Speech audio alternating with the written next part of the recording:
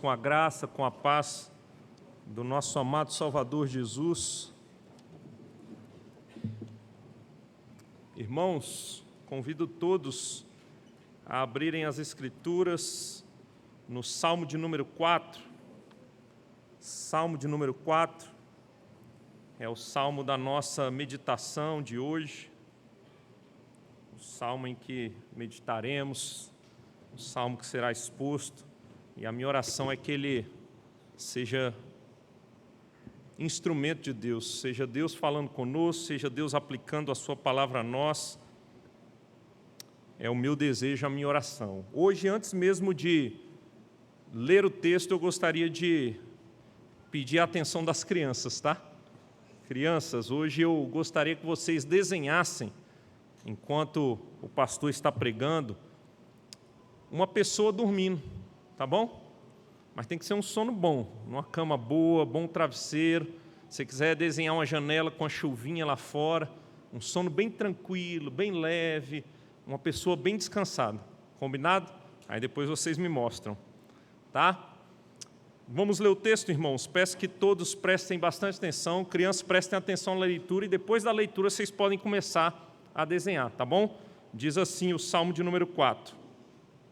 Salmo de Davi ao mestre de canto, com instrumentos de corda. Responde-me quando clamo, ó Deus da minha justiça. Na angústia me tens aliviado, tem misericórdia de mim e ouve a minha oração. Ó homens, até quando tornareis a minha glória em vexame, e amareis a vaidade e buscareis a mentira? Sabei, porém, que o Senhor distingue para si o piedoso. O Senhor me ouve quando eu clamo por Ele. Irai-vos e não pequeis, consultai no travesseiro o coração e sossegai.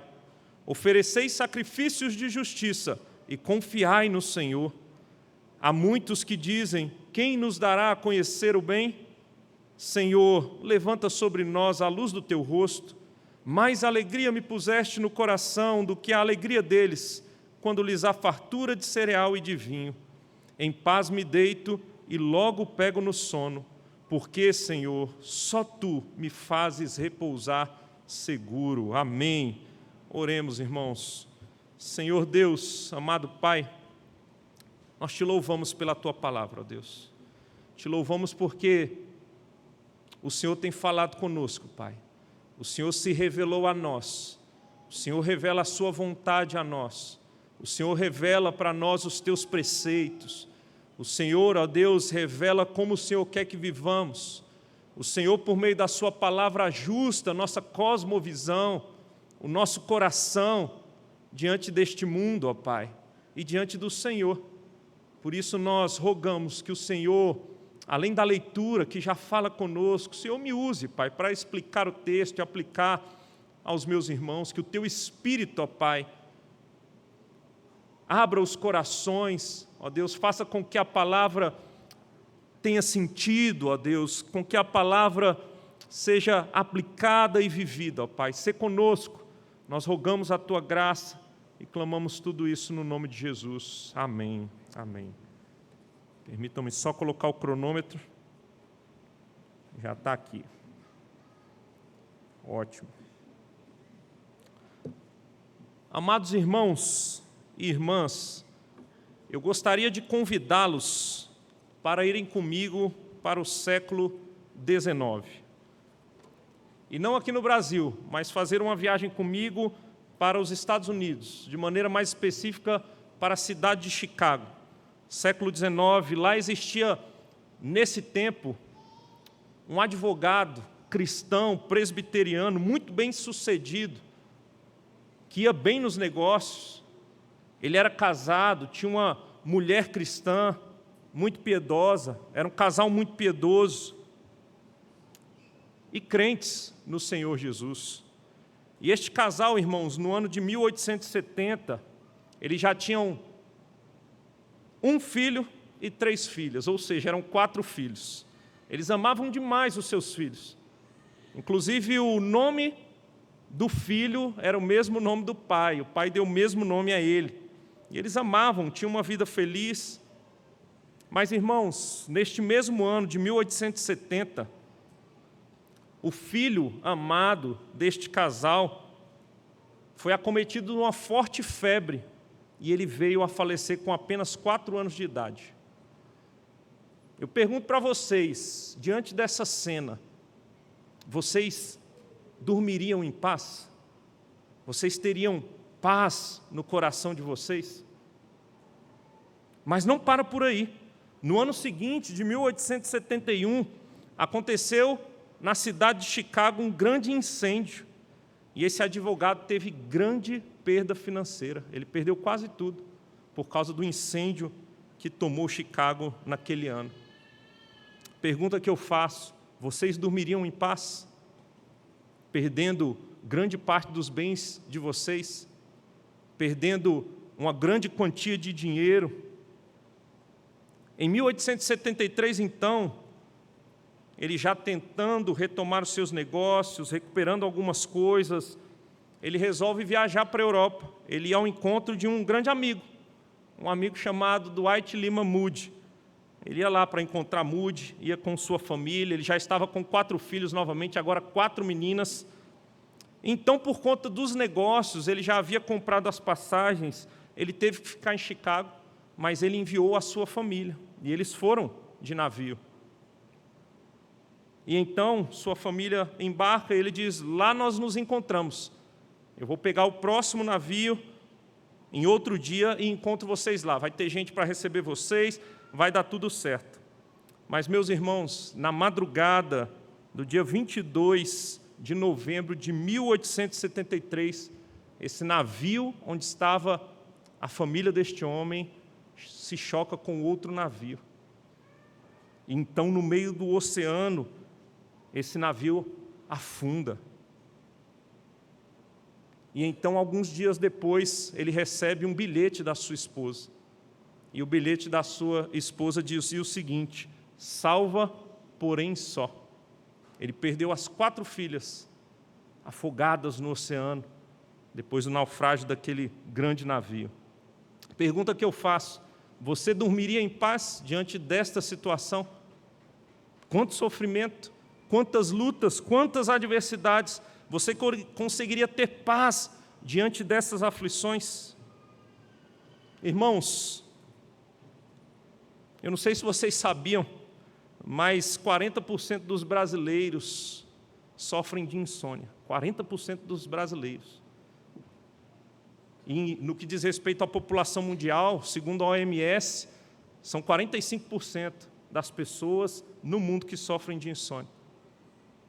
Elas não conseguem ter paz, e grande parte dessas pessoas, elas não conseguem dormir porque os seus corações estão ansiosos, porque o medo toma conta, o pânico, a angústia, são vários fatores, e por não terem paz não conseguem dormir. Para vocês terem ideia, em números, nós temos no Brasil 86 milhões, 560 mil pessoas que sofrem de insônia. Nós temos na população mundial, irmãos, 3 bilhões e 200 milhões de pessoas que sofrem de insônia. É muita gente, não é verdade? É um número muito alto. São muitas pessoas. Irmãos, quando olhamos para este salmo, salmo de número 4, salmo de Davi, este salmo, eu não sei se vocês repararam, mas você tem esse título em itálico, e esse título ele é encontrado nos manuscritos originais, não em negrito. O negrito é da Sociedade Bíblica, ajuda a gente a facilitar a encontrar aqui as perícopes, algumas vezes não, mas esse itálico faz parte, e diz que é um salmo de Davi ao mestre de canto com instrumentos de corda, né? Então era um salmo, uma oração de Davi, que era para ser cantada, era para ser dada ao mestre de canto, e com instrumentos de corda acompanhando, eles cantavam. E este salmo, irmãos, é um salmo que era utilizado para trazer esperança, era um salmo que era utilizado para trazer paz em meio às lutas, era um salmo utilizado para que o povo de Israel tivesse paz mesmo em meio às adversidades. E bem provavelmente, irmãos, o contexto deste salmo é o mesmo contexto do salmo de número 3. Esses salmos são até muito parecidos, eles tratam de uma temática muito similar. Alguns vão dizer que é um salmo só, outros vão dizer que o salmo de número 3 é a oração da manhã e o salmo de número 4 é a oração da noite, mas que trata dessa mesma temática: confiança em Deus, paz em Deus. E Davi aqui, apesar das suas lutas, e o salmo vai mostrar isso para a gente, nós vamos ver que ele consegue, no fim das contas, deitar, colocar a cabeça no travesseiro e dormir em paz. E é pensando nisso, então, que nós vamos meditar no seguinte tema: dormindo em paz na noite sombria. Dormindo em paz na noite sombria. Irmãos, em primeiro lugar, se nós queremos dormir em paz na noite sombria, o que este salmo vai mostrar para nós é que nós devemos nos humilhar perante o Senhor. Se você quer dormir em paz na noite sombria, humilhe-se na presença do Senhor. É o que o salmo vai mostrar para nós. Eu vou pedir para que vocês leiam os versos 1 e 2 numa só voz. 1, 2, 3, podem ler.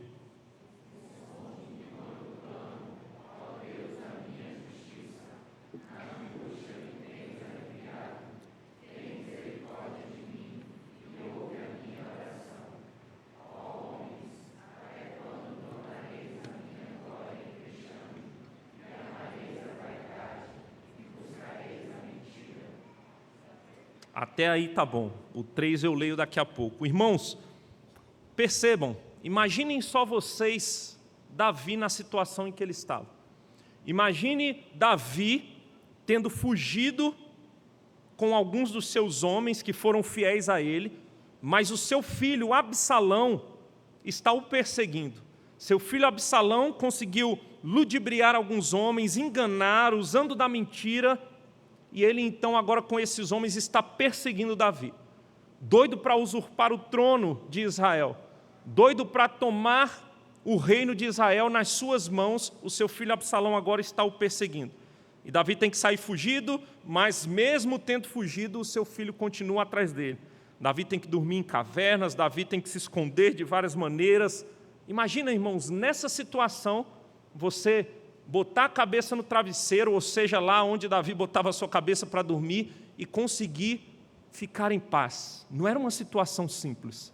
Não era uma situação simples. Eu não sei quantos de vocês, talvez grande parte tenha assistido o filme Tropa de Elite. Vocês lembram do filme Tropa de Elite? Vocês lembram do traficante chamado Baiano? Vocês lembram que ele matou um dos policiais, né? Era o Neto, se eu não me engano, foi morto pelo Baiano, pelos seus homens. Então, quando ele descobre que era um policial da tropa de elite, ele corre desesperado para se esconder. E eu não sei se vocês lembram da cena, mas ele fica intocado, escondido, e ele não dá as caras de jeito nenhum. Qualquer barulho que ele ouve, ele fica extremamente desesperado. Ele sabe que estão atrás dele. Ele sabe que ele não pode dormir, ele não pode pegar no sono, ele tenta cochilar, mas qualquer barulho o assusta. Eu imagino, irmãos, que era o que estava acontecendo com Davi. Que Davi estava passando por uma situação tão difícil que ele estava amedrontado e ele não conseguia fechar os olhos, qualquer barulho assustava Davi, Davi tinha pesadelos, ele não conseguia neste momento dormir em paz, devido a essa perseguição. Mas, irmãos, o que salmista Davi vai mostrar para nós é que ele então, diante dessa angústia no seu coração, ele ora ao Senhor. Davi, ele ora ao Senhor. Davi, ele não simplesmente ora, mas ele se humilha na presença do Senhor. Davi sabe que ele está sendo perseguido, mas ele resolve colocar a causa dele diante do Senhor, e ele suplica o favor do Senhor. Davi se humilha em oração e ele pede socorro ao Deus justo. Ele sabe que ele está sendo injustiçado de certa maneira, por causa da maldade do coração de Absalão, das suas mentiras. Por outro lado, ele sabe também que era uma consequência do seu próprio pecado, mas aqui no Salmo esse não é o ponto.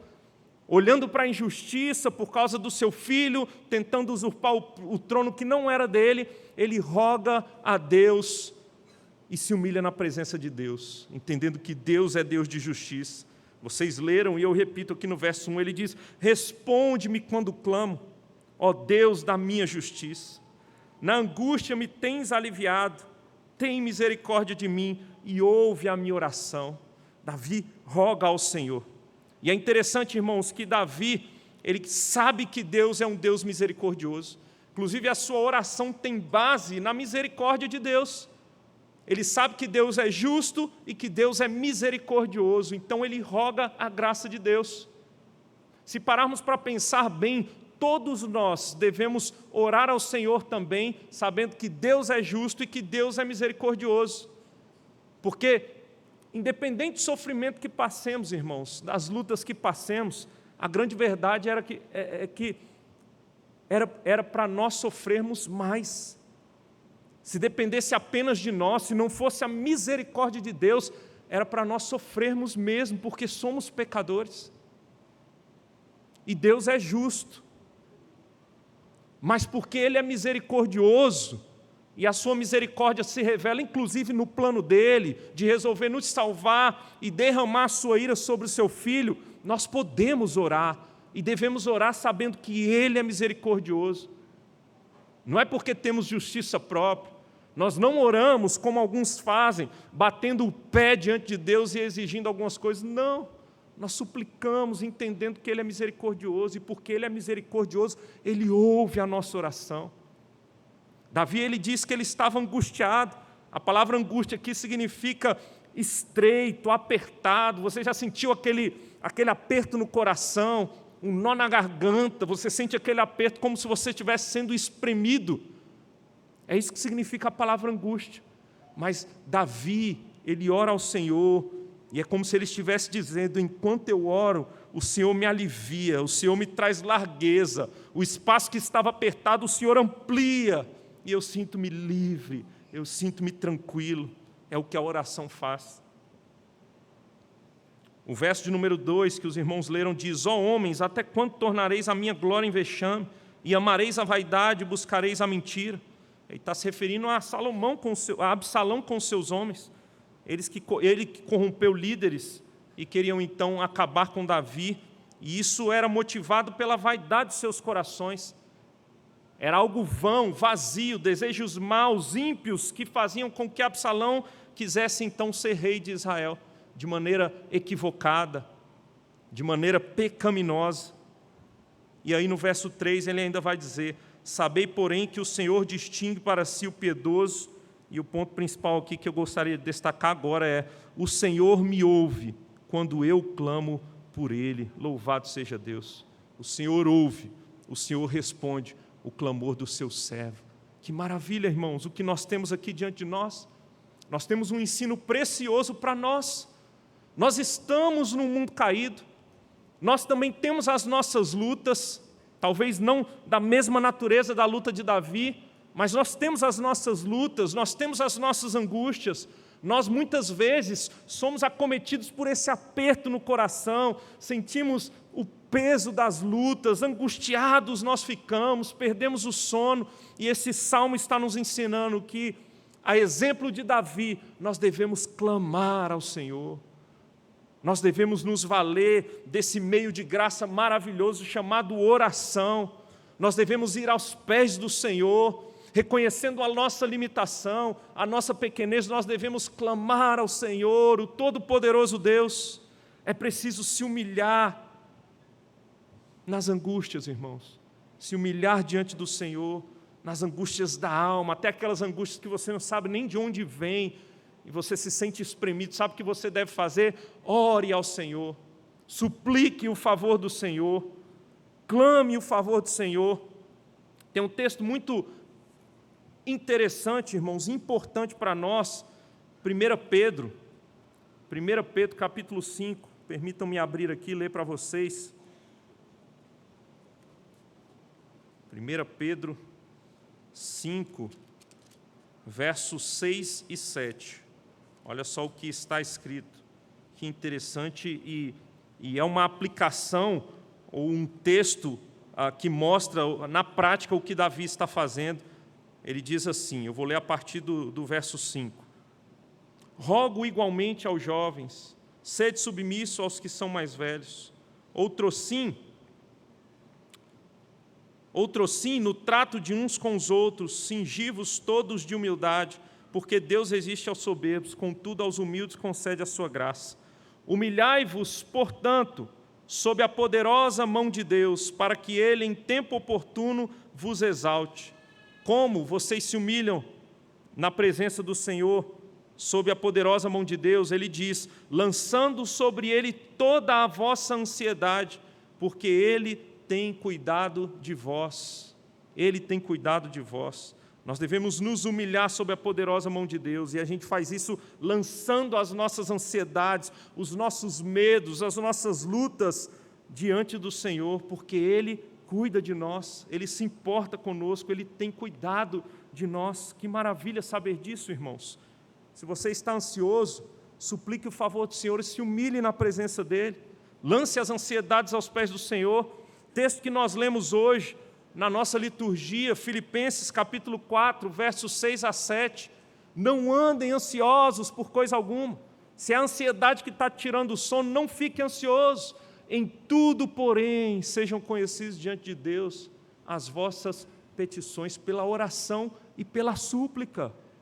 Bateu aquela pontinha de ansiedade, o medo tomou conta do coração, dobra os joelhos e ore ao Senhor. Se humilhe na presença do Senhor, busque o favor do Senhor. E sabe qual é a promessa? Verso 7. E a paz de Deus, que excede todo entendimento, guardará a vossa mente e o vosso coração em Cristo Jesus. Que maravilha, irmãos! É a palavra de Deus para nós. E parece que é algo muito simples, parece que é algo que todos nós sabemos e talvez todos saibam mesmo, mas na prática, quantos de nós deixamos de orar? Quantos de nós não oramos nos dias de angústia, nos dias de luta, nos dias de medo? Quantos de nós tentamos resolver de outras maneiras? Quantos de nós, irmãos? Quantas vezes? Eu sei que por aí tem gente que acha que pastor, até conversava com um casal esses dias, tem gente por aí que acha que pastor anda flutuando, nem pisa no chão, né? Mas pastor também peca, pastor também sente medo, pastor também fica ansioso, e eu sou um desses.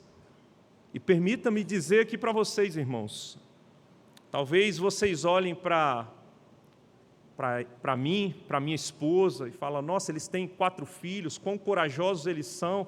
Não é tão simples assim não, viu, irmãos? Não é tão simples. Eu me lembro que, pela graça de Deus, Deus permitiu que planejássemos ter tanto a Cecília como o Enoque, e vieram no tempo correto, mas uma vez que estávamos no Rio Grande do Sul, longe da família, num campo missionário difícil, diante das dificuldades, a Bela engravidou. Ela ficou grávida, e aquilo tomou o meu coração, a ansiedade tomou um pouco de medo, mas logo a gente parou, pensou, né, ok, vamos seguir, está grávida, louvado seja Deus, vamos lá, Deus mandou. E aí um certo dia que a Bela foi no hospital, eu não pude ir com ela, lá a gente não tinha rede de apoio, tive que ficar com as crianças, ela volta, e ela volta em lágrimas, irmãos. E eu pensei, perdemos o nosso filho. Mas ela estava em lágrimas porque eram gêmeos, eram 2, né?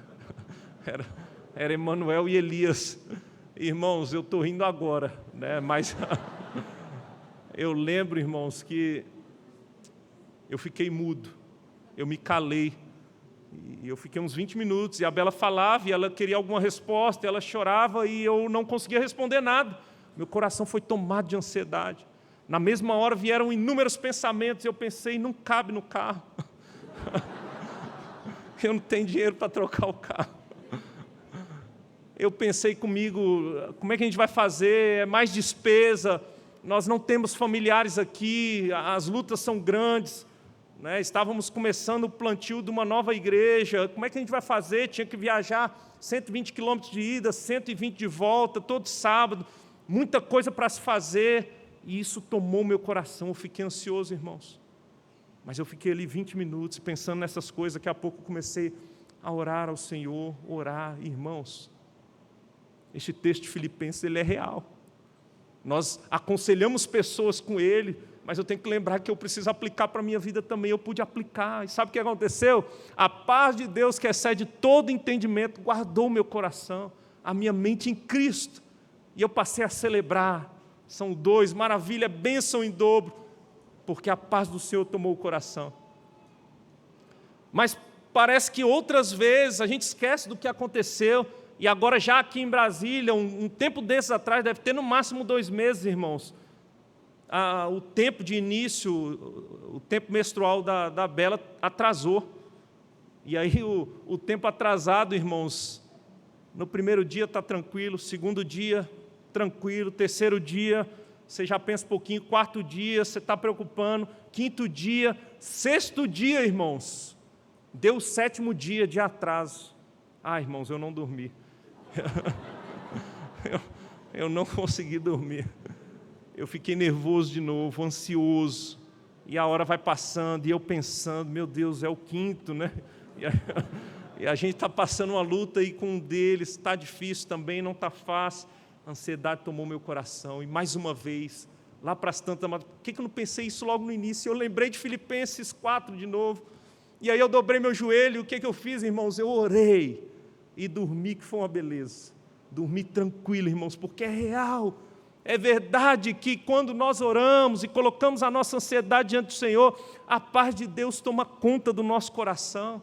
O Senhor nos dá a sua paz, e isso é maravilhoso, irmãos. Eu estou dando um exemplo, talvez seja muito simples, talvez você esteja pensando, mas isso é pouca coisa, e o pastor sofreu por isso. Eu sofri de verdade. Eu sei que você pode estar passando por coisas mais difíceis, mas independente do que seja, se humilhe na presença do Senhor, rogue o favor do Senhor.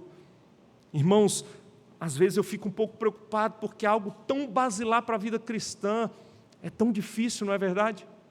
A vida de oração nossa. Eu creio que ninguém aqui se anima com sua própria vida de oração.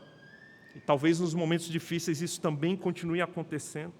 Mas nós devemos orar em todo o tempo, e principalmente, ou inclusive nos momentos difíceis, devemos nos voltar ao Senhor em oração. Antes mesmo de nos levantarmos para tentar resolver, porque tem coisas que nós temos que fazer mesmo, diante dos problemas, nós precisamos nos humilhar diante do Senhor. E se você se humilha diante do Senhor, você se levanta de uma maneira, com uma postura diferente, para resolver os problemas, na dependência do Senhor. E o Senhor trabalha por nós, e o Senhor age em nós. O Senhor age em nós. E muitas vezes o Senhor permite as lutas para que nós voltemos a orar e dependamos dEle, porque se algo acontece sem que nós oremos, nós achamos que somos nós. Aconteceu comigo, porque no 8º dia a menstruação chegou, né? Mas o Senhor queria que eu orasse, e nós devemos orar e nos humilhar na presença do Senhor, irmãos. Nós temos muitas batalhas para lutar. A vida não é fácil, nós estamos em guerra, esse mundo é caído. Nós temos o inimigo das nossas almas, Satanás, nós temos esse mundo perverso, e nós lutamos com o nosso próprio pecado. Nós precisamos lutar de joelhos, precisamos lutar em oração, precisamos ser revigorados na oração, irmãos. Precisamos caminhar dessa maneira, para que tenhamos paz, para que deitemos e descansemos. Nos humilhemos na presença do Senhor. Caminhemos de joelhos as batalhas da vida. Foi isso que Davi fez, e ele nos ensina a partir deste salmo. Mas o texto não para por aí, irmãos. E em segundo lugar, se você quer dormir em paz, mesmo que as noites sejam sombrias, mesmo que os tempos sejam difíceis, santifique-se ao Senhor. Santifique-se ao Senhor. Vou pedir para que vocês leiam versos 4 e 5, por favor. 1, 2, 3, podem ler.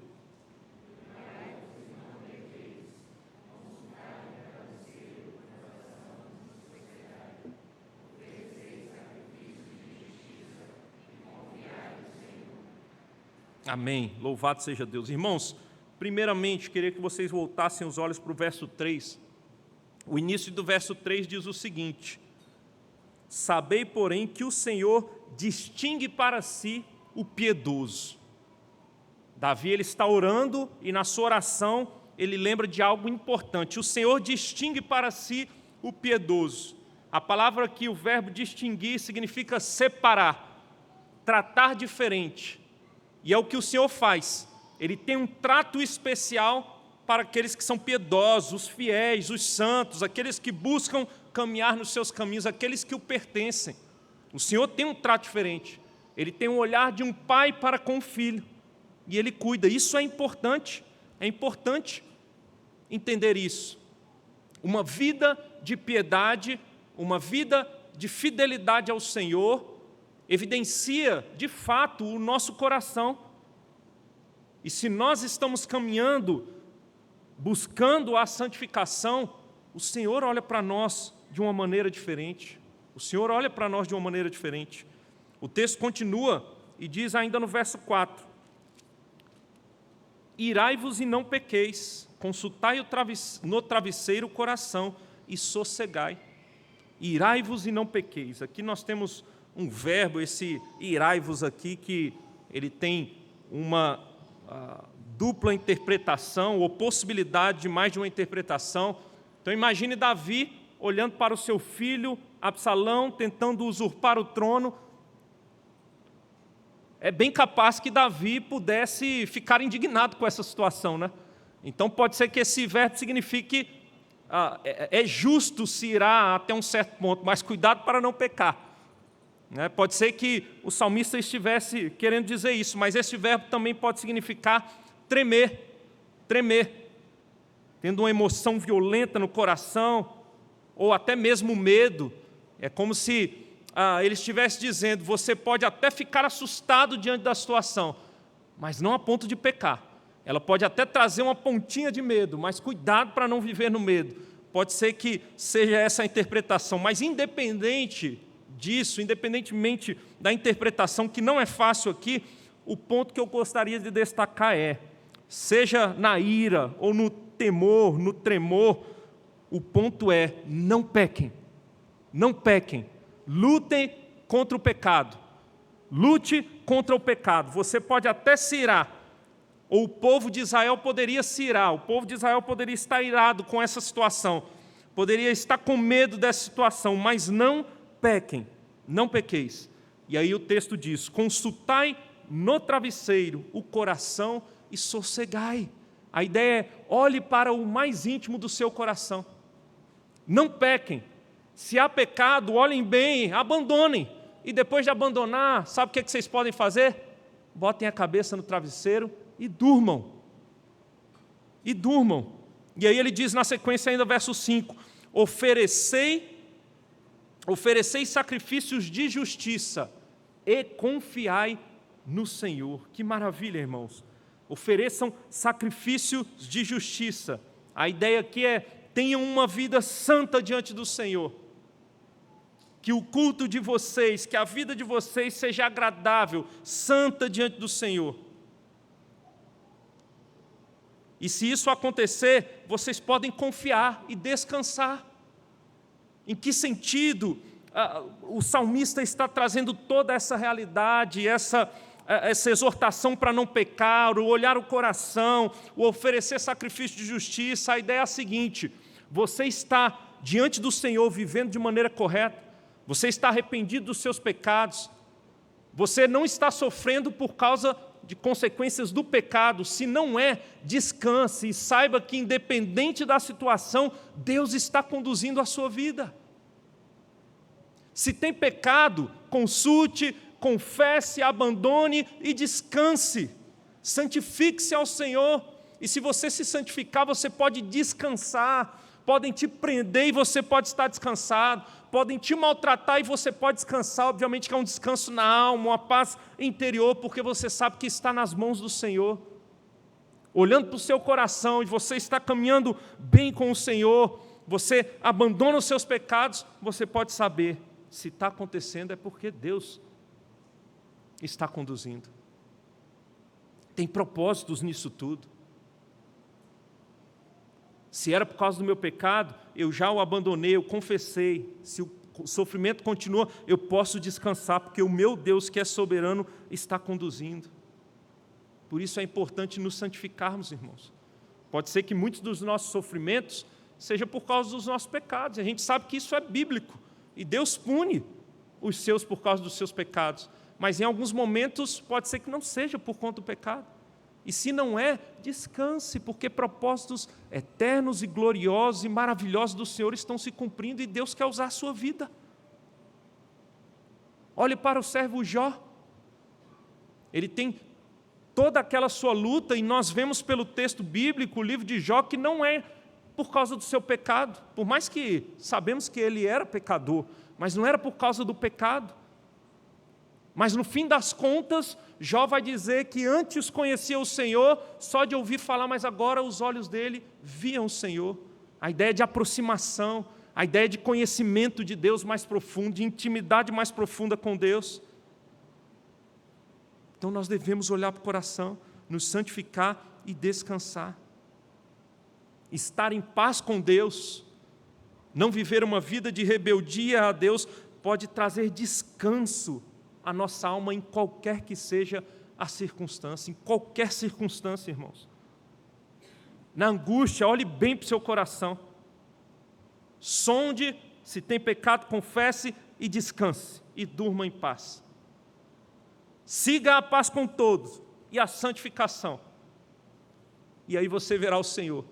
E o Senhor estará bem pertinho de você. Ele caminhará com você. Você pode ter certeza que Ele está cuidando. E não é a mão dEle te punindo por causa do seu pecado. E quando Ele faz isso também é para o bem. Mas Ele está te sustentando. E Ele vai te dar graça para sustentar e passar por todas as lutas. É só olhar para o coração. Eu diria que nós podemos, então, cuidar do nosso coração. E sabe o que vai acontecer? Deus vai cuidando da nossa reputação. Você olha para dentro, e se o coração está bem cuidado, você está buscando a santificação, deixe o resto nas mãos do Senhor. Deixe as condições exteriores nas mãos do Senhor. Cuide do seu interior, lute para cuidar do seu interior, e o exterior, deixe que cuide o Senhor. É isso que nós devemos fazer, irmãos. É isso que nós devemos fazer. Eu sei que eu já citei semana passada, mas eu volto a citar, irmãos nossos estão sendo perseguidos em países do Oriente Médio nesse exato momento. Irmãos nossos têm morrido, e nós ouvimos relatos de que alguns deles morrem cantando hinos de louvores ao Senhor. Vocês percebem que a circunstância externa não é boa? Não é simples. Isso não quer dizer que eles estão sorrindo e são masoquistas e sentem prazer na dor. Não é isso. Está doendo, tem dor envolvida, corações estão sendo espremidos, mas eles conseguem, no meio da dor, ter essa paz que excede o entendimento. Que eles entendem quem é o Deus deles, eles buscam a face de Deus, eles têm buscado viver uma vida íntegra diante do Senhor, e esse é o resultado, paz independente das circunstâncias. Diante disso, então, irmãos, o que o texto nos ensina é que nós devemos perseguir a santificação, é que nós devemos levar a sério. Eu sei que é muito fácil nós nos acostumarmos e até confundirmos a ideia da graça de Deus para conosco e achar que uma vez que Ele derramou graça está tudo certo. Entendemos até muitas vezes equivocado a ideia de uma vez salvo, salvo para sempre, queremos viver de qualquer maneira. Não! Como viveremos para o pecado, nós que para ele morremos? Nós morremos para o pecado. E estamos morrendo dia após dia. Então devemos lutar para sermos conformados à imagem de Cristo, para sermos igual ao nosso Senhor, andar de maneira reta, santa. E à medida que a gente busca a santificação, independente das circunstâncias, saiba que Deus está cuidando da nossa reputação, da nossa vida, das nossas condições externas. Lembrem-se disso. Lembrem-se disso. Santifique-se e descanse. Santifique-se e descanse. A crise financeira pode chegar, santifique-se e descanse. O diagnóstico de uma doença grave, séria, pode chegar, santifique-se e descanse. Abandone o seu pecado e saiba que você está nas mãos do Senhor. É isso que o salmista está nos ensinando, irmãos. Mas em terceiro e último lugar, irmãos, em terceiro e último lugar, se você quer dormir em paz, mesmo que a noite seja sombria, mesmo que as circunstâncias sejam adversas, confie no Senhor. Confie no Senhor. Humilhe-se, santifique-se e confie. Confie no Senhor. Leiam, por favor, versos 6, 7 e 8. 1, 2, 3, podem ler.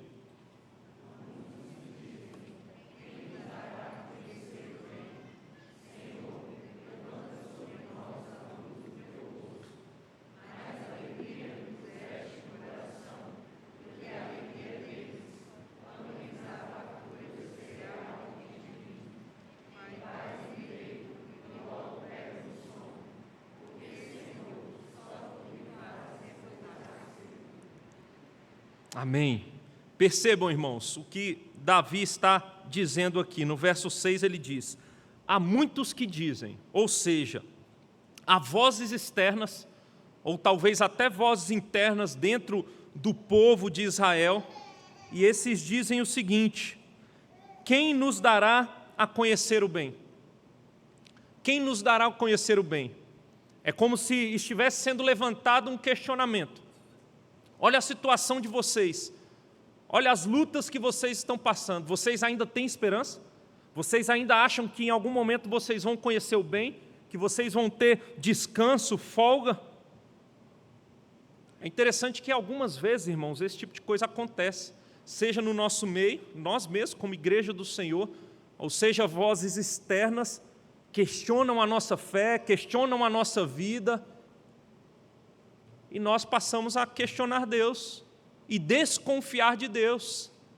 Mas quando isso acontecer, lembre-se que não são as circunstâncias que vão dizer quem Deus é ou não, ou as circunstâncias que vão te abalar ou dizer se você deve continuar confiando ou não. Você só precisa de uma coisa nessa vida. Independente da situação que você esteja vivendo, você precisa de uma coisa. Sabe qual é essa coisa? É a presença graciosa do Senhor.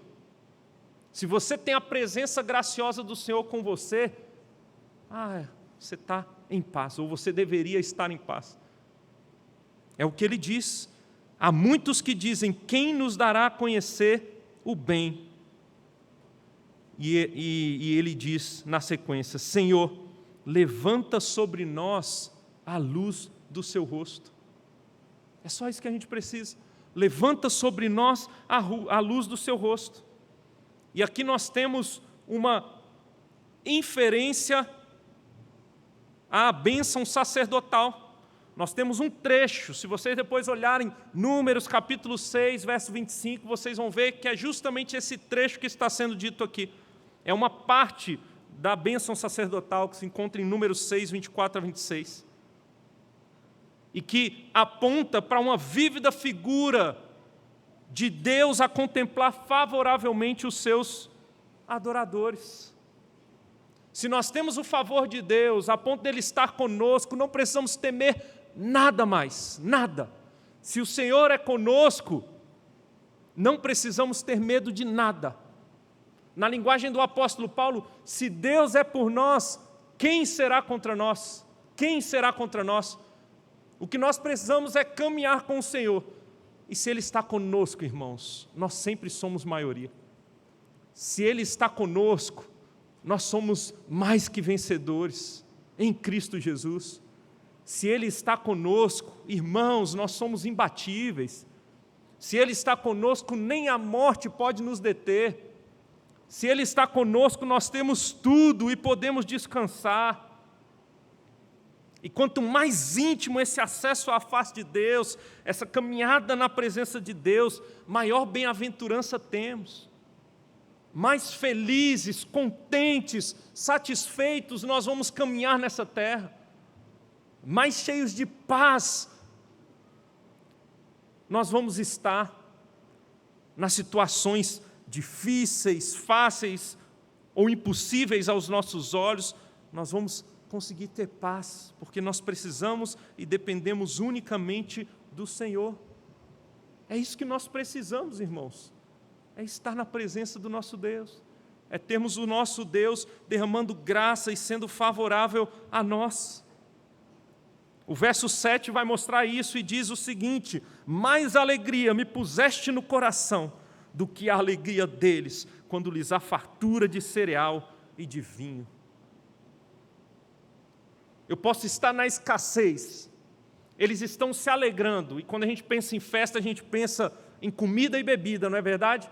Eles estão se alegrando com muito vinho, tem muito cereal, eles estão fartos, barriga cheia, todo mundo alegre, por causa das circunstâncias, mas a minha alegria, a alegria que o Senhor dá, é muito maior do que a deles, porque a alegria que o Senhor dá, irmãos, ela não se limita às coisas dessa terra, por mais que Ele use também essas coisas para nos dar alegria, mas a alegria de ter a presença do Senhor, de habitar na casa do Senhor, de caminhar com o Senhor, ela é maior do que todas as alegrias.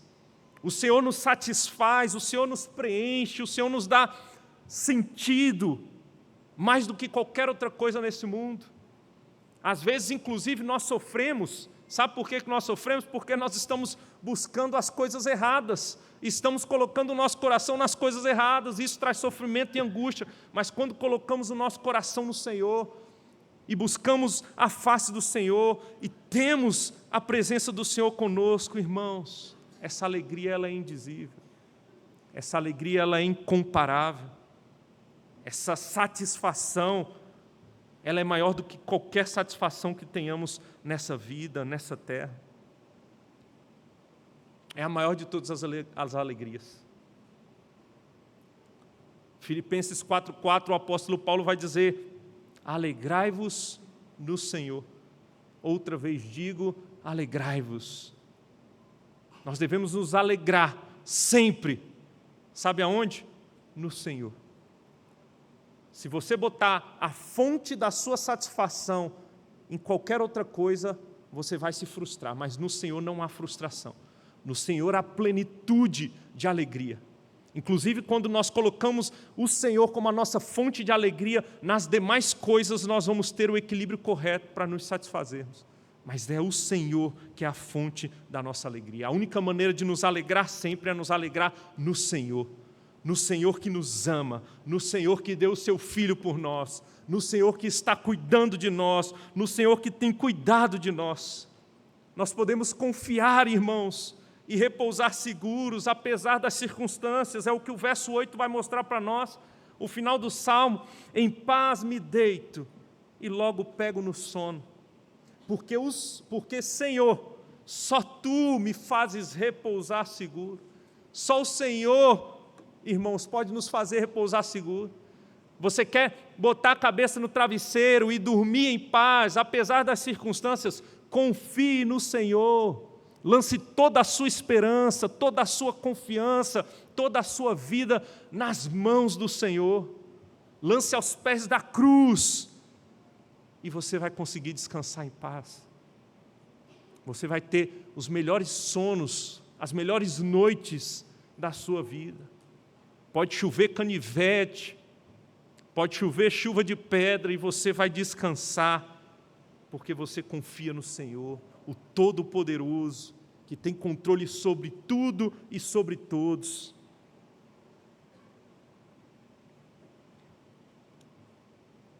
Em quem você tem confiado? Onde está a sua confiança, meu irmão, minha irmã? Eu sei que é bem possível que muitos aqui estejam com insônia, estejam ansiosos, estejam com medo, estejam passando por situações difíceis, são difíceis mesmo, mas por vezes têm deixado de confiar no Senhor e têm tirado os olhos do autor e consumador da nossa fé. Não faça isso. Olhe para o Senhor e confie de todo o seu coração. Como cantamos hoje, confie de todo o coração. O Senhor diz para nós: é meu, somente meu, todo o trabalho.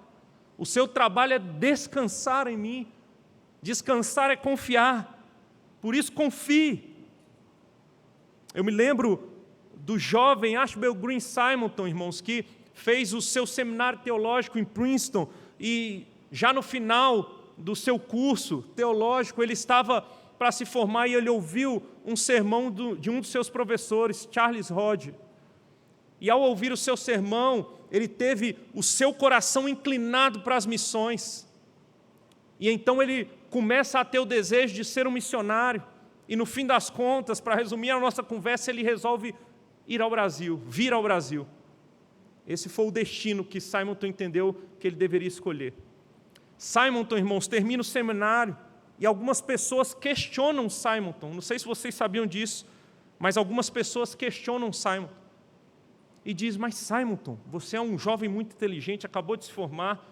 Algumas boas igrejas aqui nos Estados Unidos querem você e você quer ir para o Brasil. Imagine o Brasil, século XIX, irmãos. Não é como o Brasil de hoje. Era uma terra inóspita, bem diferente dos Estados Unidos da América, naquele tempo. Havia grande diferença. Haviam doenças complicadas aqui, não havia o conforto. Ele ia deixar o convívio da sua família, dos seus amigos, e algumas pessoas questionam. E sabe o que Simonton diz, irmãos? Simonton, no fim das contas, ele veio mesmo para o Brasil. E ele disse certa vez: o lugar mais seguro que o homem pode estar é no centro da vontade de Deus.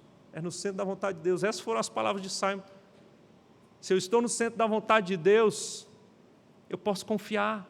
Se eu estou me santificando, não estou fugindo da vontade de Deus, eu posso descansar. É o lugar mais seguro, porque Deus está comigo e eu posso descansar e confiar. E de fato, Simonton veio para o Brasil. Muitos conhecem a história de Simonton. Nós estamos aqui hoje numa igreja presbiteriana do Brasil, porque um dia esse jovem veio com 26 anos de idade para essa terra. Iniciou o trabalho presbiteriano em solo brasileiro. Que maravilha!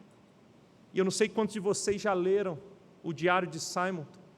É maravilhoso, irmãos, o Diário de Simonton.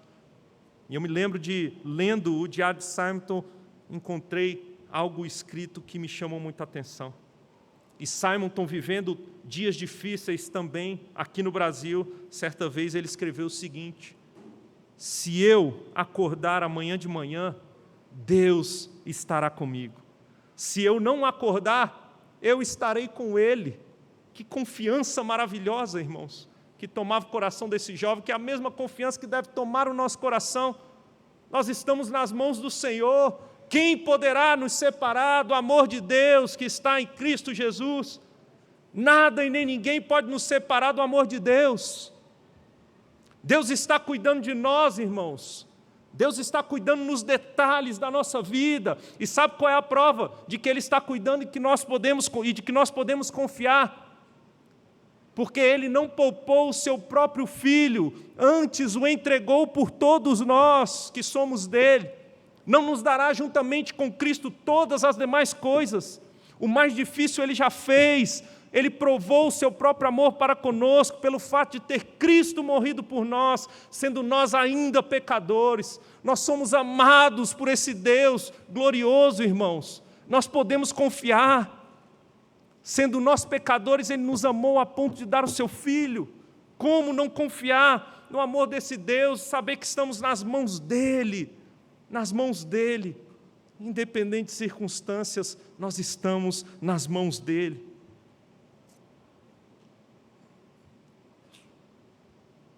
Como diz meu poeta favorito, o reverendo Estênio Márcios, em uma das suas canções, falando sobre o amor desse Pai amoroso, ele diz: o seu amor é tão forte, mais que o inferno e a morte. São torrentes que arrebentam o chão. Mais fácil é secar os mares e apagar a estrela Antares, que arrancar o amor do seu coração. Ele nos ama com amor eterno. E Ele nos deu o Seu Filho. E sabe o que cabe a nós agora? Confiar. Confiar. Muitos dos nossos medos e angústias e dificuldades é falta de confiança. Nós devemos confiar no Senhor de todo o nosso coração. E sabe qual vai ser o resultado? Você vai botar a cabeça no seu travesseiro e você vai dormir em paz. A noite pode ser muito sombria, os dias podem ser muito difíceis, mas você vai descansar, sabendo que a noite mais sombria, que seria uma noite eterna, ela você já não sofre mais. Cristo Jesus já sofreu no seu lugar, a noite mais sombria de todas.